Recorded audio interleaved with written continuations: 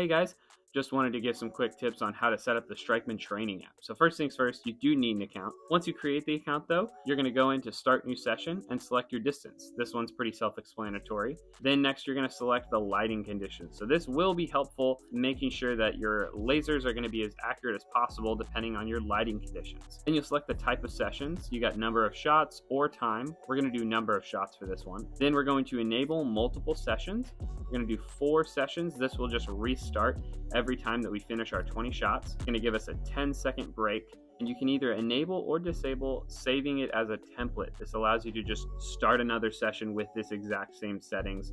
Super easy. Next, we're going to go into calibration. So this is super easy to set up. All you need to do is zoom in to make sure that the Strikeman target is taking up all of your iPhone or Android screen. It's filling that screen all the way up. Then you're going to see this red outline.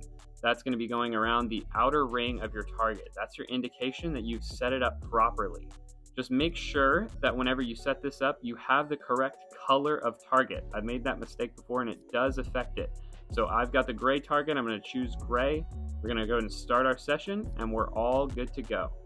Now, after you complete your session, of course, right now I'm not actually completing it. You're going to hit done or it's going to finish for you. And then you're going to be able to see all of your stats here.